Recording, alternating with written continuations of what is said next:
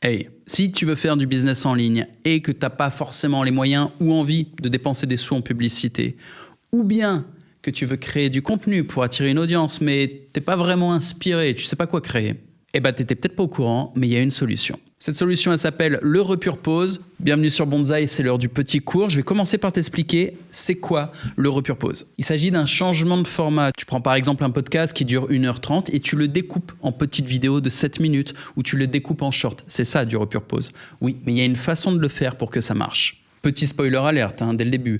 Aller voler du contenu à des créateurs et le republier n'importe comment sans réfléchir, ça fait très peu de vues. Et les fois où ça marche, le créateur strike ton contenu. Ton profil se fait supprimer.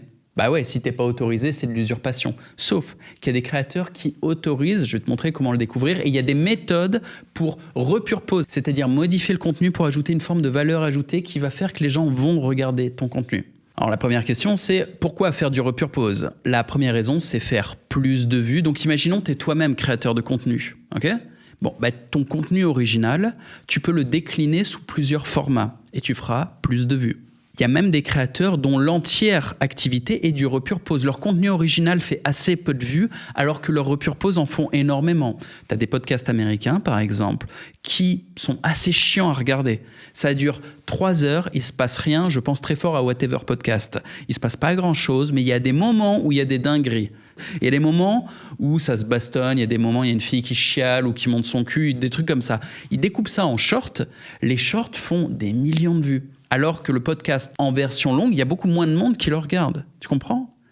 On peut créer un format original à seule fin de faire du repurpose. Ça existe. Ça, c'était pour les créateurs qui font eux-mêmes leur repurpose. Tu peux également faire de l'affiliation clean. Ce que j'appelle de l'affiliation clean, c'est sélectionner des créateurs de contenu qui sont également les distributeurs de leurs propres produits. Du genre, un créateur avec une expertise va vendre des formations en ligne, des consultations, de l'accompagnement, des services divers et variés. Ok, ce mec-là a des produits digitaux à vendre en ligne.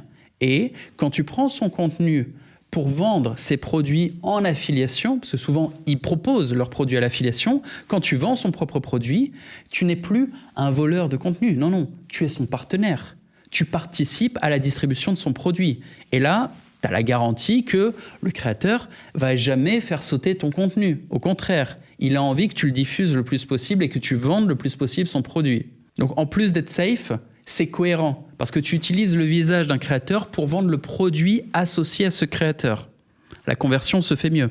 Tu peux aussi faire de l'affiliation trash, c'est-à-dire piquer du contenu sans demander l'avis au créateur pour aller vendre des produits qui n'ont absolument rien à voir. Spoiler alert, quand le créateur s'en aperçoit, il pète un plomb.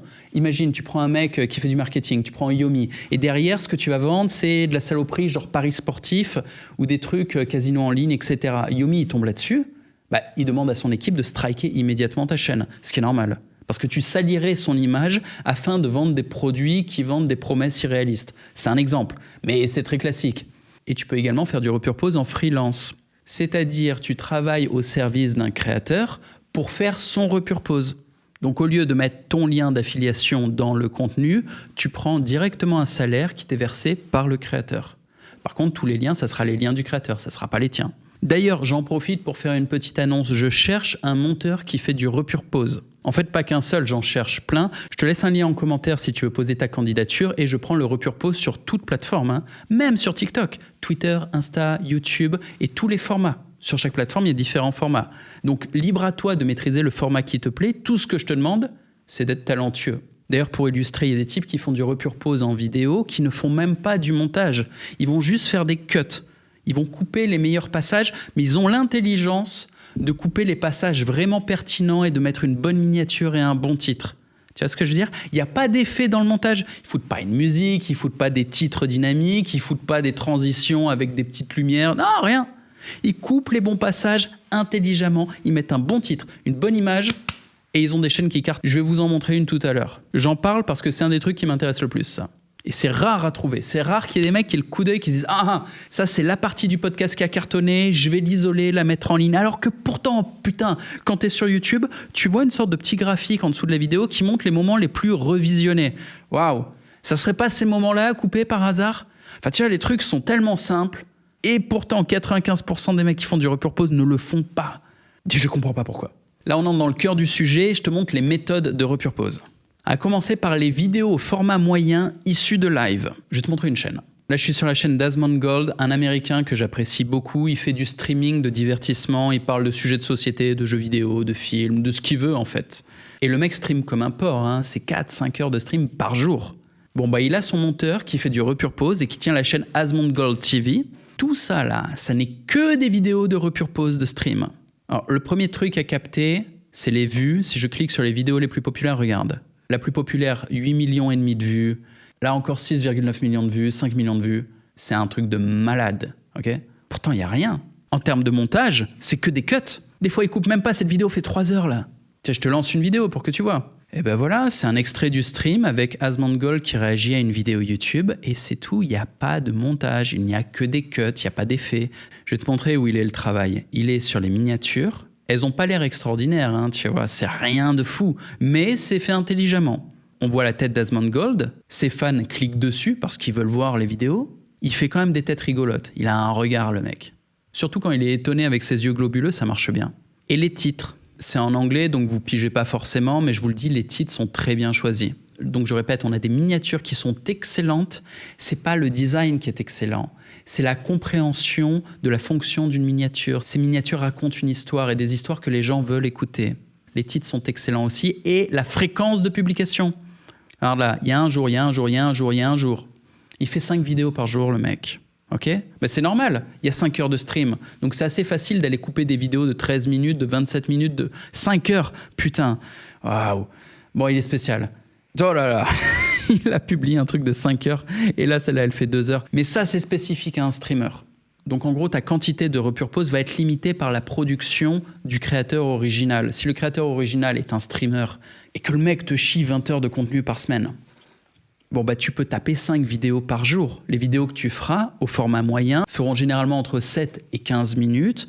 Ou alors, dans le cas d'un streamer, il y a parfois des segments très longs qui font 45 minutes, 1 heure, voire 3 ou 5 heures. C'est rare, mais c'est possible. Alors que pour un créateur expert qui fait genre un podcast par semaine max, là, tu vas pouvoir faire une vidéo de repurpose par jour, toujours entre du 7 et 13 minutes, et très rarement des formats longs de 50 minutes, voire 2 heures. Il y a déjà le podcast pour ça. Et te fais pas de fausses idées, ne te dis pas que c'est forcément mieux d'aller repurpose le contenu d'un streamer, parce que le streamer fait du divertissement. Donc quand tu repurposes son contenu, au mieux tu feras de la YouTube Money, mais tu vas pas vendre de produits. Alors que quand tu fais du repurpose d'un créateur expert qui vend son propre produit avec un programme d'affiliation, là quand tu fais des ventes, tu prends 50% de chaque vente. Donc en gros, même si tu fais moins de vues, même s'il y a moins de contenu, à la fin du mois, tu as fait plus de revenus et tu as moins travaillé. Alors maintenant, on va s'attaquer à un autre format, c'est les vidéos clips issus de formats moyens. Tout à l'heure, nous étions sur Asmond Gold TV et maintenant, on passe sur Asmond Gold Clip. Regarde les différences. Maintenant, les durées, c'est 1 minute 17, 1 minute 34, 1 minute 31, 2 minutes, 1 minute 17, etc. Ça n'est pas du short, c'est toujours du format horizontal sur YouTube, mais du format court sur lequel, là, il y a un vrai montage. Les vues, c'est toujours des dingueries. Là, par exemple, 12 millions de vues, 10 millions de vues, 9 millions de vues. Alors là, par contre, il y a des petits montages humoristiques, des effets visuels, des effets sonores, des petites musiques, des machins. C'est OK parce qu'on peut se permettre de faire des montages sur des formats courts de 1 ou 2 minutes sans que ça prenne la semaine. Ça prend une demi-journée, tu vois, de faire vraiment un bon montage chiadé sur 1 minute 30. Et du coup, on peut enchaîner le contenu. Il y a 1 heure, il y a 13 heures, il y a 1 jour, il y a 1 jour, il y a 2 jours, il y a 2 jours, il y a 3 jours. Tu vois, il y a 1 ou 2 montages par jour qui sont produits. Et je le répète, j'insiste, ce ne sont pas des shorts, ce sont des formats horizontaux de 1-2 minutes. Ensuite, autre format de repurpose, évidemment les vidéos shorts. Là, on va dans un autre univers, sur une chaîne marketing. On est pareil sur des gros scores, 41 millions de vues, 33 millions de vues, 29 millions de vues, 27, 11, c'est un truc de malade. Et on a plein de créateurs qui ne sont même pas forcément des créateurs, hein. On est des stars de la télé américaine, etc. Bon, je vois PBD là, qui est aussi un créateur YouTube. On a de tout. La chaîne s'appelle Income Mindset. Income, ça veut dire revenu. Donc c'est une chaîne de make money, c'est une chaîne pour apprendre à faire de l'argent. Et lui, il reprend des shorts de personnes qui n'ont rien à vendre directement. Du genre là, Kevin Hart, il n'a pas un produit qu'il propose en affiliation. Du coup, ça ne l'intéresse pas spécialement qu'on reprenne des extraits de lui qui passe en interview pour aller vendre derrière des trucs qui n'ont rien à voir. Si on clique sur le short, on le voit juste en train de taper son speech pendant une interview. Voilà, rien de spécial. Il n'y a pas de call to action, il n'y a pas de truc abusé dans lequel Kevin Hart aurait une raison valable de gueuler, de faire striker la vidéo. Non, tout le monde s'en fout. Sauf que en bas, il y a le petit bouton s'abonner et on peut aussi aller sur la chaîne. Là, je suis de retour sur la chaîne. Dans la bio, il y a son lien. C'est un lien d'affiliation, ça. Donc, il vend un produit en affiliation sur du Make Money. D'ailleurs, je suis allé voir le produit, c'est amusant. Le produit en question s'appelle Capital Club. C'est en gros Bonsai Premium version américain. Je sais pas si tu vois là, c'est le même style. Tu as des cours sur tous les sujets. Donc, il vend exactement la même chose que nous, mais à un public international. Et avec ses 450 000 abonnés, à mon avis, ça se passe bien au niveau de ses revenus d'affiliation. Et j'ai l'impression que dans aucun de ses shorts, il y a de call to action. Un call to action, c'est dire aux gens, va voir mon lien en bio. On voit quand même Luc Bellemare, qui est le créateur du produit dont cette chaîne fait l'affiliation. Oh, Steven, je sais pas si tu le vois là, le mec avec son tatouage subtil, on le voit à peine, de grosses araignées sur le cou. C'est un garçon charmant. Il a l'air comme ça d'un bandit. En fait, il est très gentil, un gentleman. J'ai passé des vacances avec lui à Rio. Bon, je trouve quand même que ça manque de call to action. Moi, de temps en temps, je ferai un short spécifique qui fasse la promotion du lien en bio. Ou alors, tout à l'heure, je suis tombé sur une vidéo dans laquelle il n'y avait pas de call to action. Peut-être que sur les autres vidéos, il y a des call to action. J'en sais rien, j'en regarde une autre, on va voir. Mais ça me semblerait logique que de temps en temps, dans certains des shorts, ils disent quand même « il y a un lien en bio, va jeter un œil ». Mais pour l'instant, je ne vois pas de call to action. Hein. Ah si, voilà. Link in bio. Il y a un call to action de temps en temps dans certaines vidéos. Donc, il est subtil, le mec. Je me disais, ça aurait été bizarre qu'il n'y ait jamais un call to action. Parce que les gens ne devinent pas forcément qu'il faut aller voir le lien en bio. Il faut leur dire. Il ne faut pas leur dire à chaque fois. Tu as des vidéos dans lesquelles tu ne le dis pas, qui servent à avoir plus d'abonnés et qui sont un peu plus virales. Et des vidéos dans lesquelles tu fais la promo de ton lien. Ça, il faut toujours le garder en tête. Hein. Il y a deux types de contenus. Il y a du contenu pour avoir plus d'audience et il y a des contenus pour dire à son audience « les gars, c'est le moment de cliquer sur le lien là quand même ». Et quand tu essayes de faire les deux à la fois, ça foire. La méthode suivante de repurpose, les threads. Ça se fait sur Twitter. Un exemple de thread, là il y a Juhatsu, je ne sais même pas qui c'est, qui nous propose un thread sur les lieux irréels. Donc sur la première photo, tu peux voir un vagin bleu qui apparemment s'appelle l'œil de la Terre. D'accord, j'ai l'esprit mal placé. Ensuite, tu as d'autres photos de nature un peu surréalistes. On dirait pas une grosse couille, là. Je veux dire, c'est moi qui vois des symboles partout, je suis taré. C'est possible. Bon, bref, il fout ces images de nature et de temps en temps, une pub. Call to action avec un screenshot sur lequel il a mis du stabilo vert. Il y a écrit en gros 1 500 € envoyés. Bon, le mec est là pour vendre un truc quand même. Et on repasse sur la nature, que c'est joli. Et on continue avec des petites photos de nature jusqu'à... de nouveau, dans son thread, dans le même thread, il balance plusieurs pubs, le mec, toujours pour le même truc. Au cas où t'avais oublié, au cas où t'as hésité, au cas où t'as continué à scroller, il est à... souviens-toi, il te refait le même call to action. Je trouve ça viril, il ose. On va voir combien de fois il le fait dans son thread. Continue d'envoyer de la nature, de la nature, de la nature, tout va bien, ok. Et boum, 3e call to action, toujours pour le même truc. L'idée du thread, c'est que tu n'as pas besoin de l'écrire toi-même. Tu peux choisir ta niche, puis tu vas trouver un créateur de contenu dont tu reprends le contenu, même vidéo. Tu fais une transcription pour que sa vidéo t'en fasse du texte. Et pour que ça soit joli, pour que ça soit sympa, tu fais des paragraphes très courts avec une petite image à chaque fois. C'est pas très créatif de faire ça. Ça demande du travail. Oui, mais c'est du travail de repurpose. Ce n'est pas un travail si créatif que ça. On continue avec la méthode suivante, les emails. Là, on a un email de Tougan qui s'appelle « Le complot de la colline du crack ». Et je te l'annonce, l'histoire qu'il y a dans ce mail, à la base, c'est une histoire qu'il avait racontée en vidéo. Et il s'est dit, je vais en faire un email. Le contenu est le même. Là, c'est du texte. En vidéo, il s'exprimait face à une caméra. Mais ça raconte la même histoire. C'est pareil. Qu'est-ce qui t'empêche d'aller écouter des créateurs, faire une transcription par texte et en faire des emails? Et tu peux citer les créateurs, mettre leurs photos et tout ça. Dis-toi qu'il y a plein de gens que ça intéresse qui préfèrent la lecture d'un email dans lequel ils choisissent leur rythme de lecture plutôt qu'une vidéo qui prend du temps. Un email, c'est plus rapide à lire. Ils veulent l'information au plus vite. Donc surtout, s'ils regardent des créateurs qui sont des experts, ce qu'ils veulent, c'est pas se poser 15 minutes devant la vidéo. Non, c'est avoir l'information bien résumée, bien rédigée pour aller prendre immédiatement ce qui est important, faire leur prise de notes et passer à la suite. Méthode de repurpose suivant, le tweet. Là, on en a un. Ce que j'appelle un tweet, ce n'est pas un thread. Un thread, c'est plusieurs tweets d'affilée qui se suivent. Un tweet est un tweet unique. Là, par exemple, il y a 4 lignes et il n'y a rien d'autre. Il n'y a pas un autre tweet qui va suivre. Et comment tu fais des tweets en repurpose? C'est facile. Tu prends les créateurs dont tu es en train de faire du repurpose, tu isoles leur punchline et t'en fais un tweet. Idéalement, tu illustres leur tweet avec une belle image. Et la dernière méthode qu'on va voir aujourd'hui, c'est le story thread sur Instagram. Là, par exemple, je suis sur l'Instagram d'Antoine Blanco qui est très actif sur cette plateforme. Et si tu cliques sur sa photo de profil, ça te donne les stories. Si tu ne connais pas, les stories sont des petits contenus verticaux qui sont éphémères, qui durent, je sais plus, 24, 48 heures. J'en sais rien. Je suis très peu sur Instagram, je ne connais pas la plateforme. Et c'est pour ça que je n'ai pas de story thread à te présenter. Là, c'est juste des stories classiques. OK. Du coup, un story thread, c'est quoi? C'est comme un thread Twitter. Donc, imaginons que tu as 5 tweets les uns à la suite des autres qui forment un thread. OK? Bon, bah, tu fais pareil en story. Sauf qu'au lieu de le faire sur Twitter, tu te fais des formats verticaux sur Instagram. Tu peux le faire directement sur Instagram parce qu'il y a une feature, tu vois, pour créer tes stories. Tu n'as même pas besoin de faire des photos, des vidéos ou des machins. Non, tu mets des backgrounds, tu mets du texte, tu mets des petites animations, des petits gifs. Tout est intégré dans Instagram. Et tu te fais ton thread comme ça avec tes pubs au milieu. Et encore une fois, on est dans le cadre du repurpose. Donc à la base, tu avais une vidéo format moyen, par exemple, dont tu as isolé une partie intéressante que tu as découpée en un petit texte. Tu découpes ce texte en 5 parties, 5 petits paragraphes, et tu as ton story thread ou tu as ton thread. Pareil. Maintenant, on va se faire un plan de repurpose. C'est facile, il faut que tu trouves ta niche, c'est-à-dire un sujet qui te plaît et dans lequel tu peux gagner de l'argent. Ensuite, tu trouves ton ou tes créateurs. Je t'invite à ne prendre que des créateurs qui proposent leurs produits à l'affiliation et de vendre leurs produits à l'affiliation. Ensuite, tu choisis ta méthode de repurpose.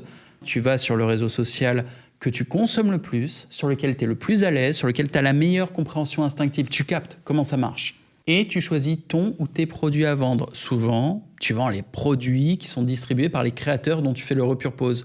Mais pas toujours. On a vu tout à l'heure une grosse chaîne YouTube qui prenait des stars américaines pour vendre un produit de formation qui n'avait rien à voir. Et surtout, tu passes au moins 3 heures par jour à taffer sur la création et la publication de ton contenu. Tu peux programmer les publications, hein. Il y a des méthodes de travail intelligentes. D'ailleurs, travaille intelligemment. Mais crois pas que ça marchera si tu passes pas 3 heures de créa par jour. Et les 2 points les plus importants que j'ai même pas écrits tellement c'est obvious, c'est la qualité et la quantité. Suivant les plateformes, la qualité est plus importante ou la quantité est plus importante. Ça dépend.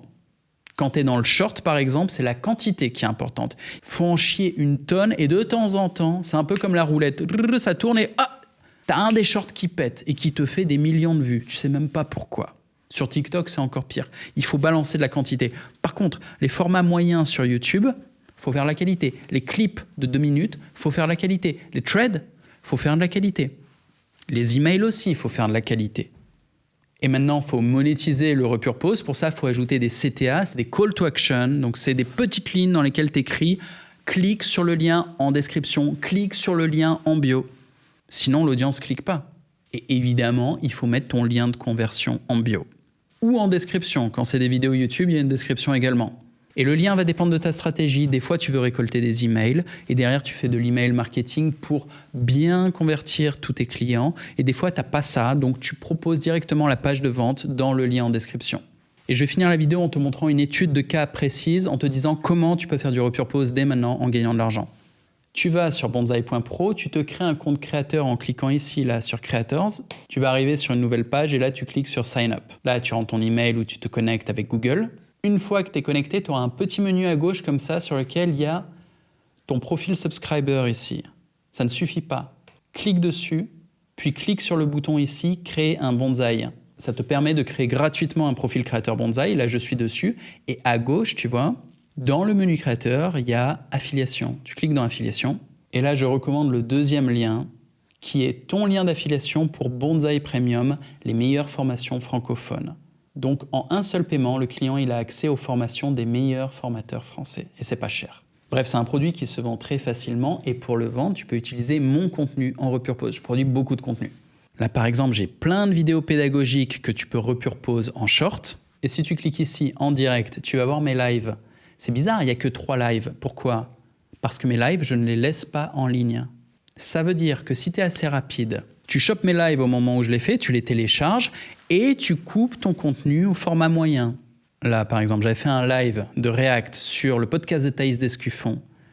Il a fait 8000 vues en quelques jours. Eh ben, je l'ai mis en non répertorié. Il est plus disponible là. Donc, il y aurait eu moyen de le découper et d'en faire du repurpose. Il y a plein de lives comme ça. Celui-là, il est plus en ligne, celui-là, il est plus en ligne, celui-là, il est plus en ligne, lui non plus, etc., etc. Donc, rien qu'avec mon contenu, il y a plein de repurpose à faire. Et pas que. Les autres créateurs Bonsaï Premium, ils ont du contenu en ligne aussi. Touareg, ce type-là, ça c'est sa chaîne. Il a plein de podcasts et des trucs de bonne qualité. 6000 vues, 8000 vues. Bah, tu peux aussi faire du contenu avec son Repure Pose et distribuer Bonsaï Premium. Ulysse a du contenu sur YouTube. Lohan a du contenu sur YouTube, du très bon contenu. Moi, je suis là, je t'en parlais tout à l'heure. Youmento, qui vient d'arriver, qui fait de l'investissement, bah, c'est pareil, tu vois, il a son contenu, tu peux le Repure Pose. Donc l'intérêt sur ce produit en affiliation, c'est que tu manqueras jamais de contenu à Repure Pose. Tu as plein de créateurs originaux qui produisent du contenu toutes les semaines. Et ils sont contents quand tu fais du Repure Pose parce que Bonsaï Premium leur reverse des revenus, évidemment. Pour info, j'ai créé un groupe qui s'appelle Bonsaï Affiliation dans lequel on est déjà 911 membres.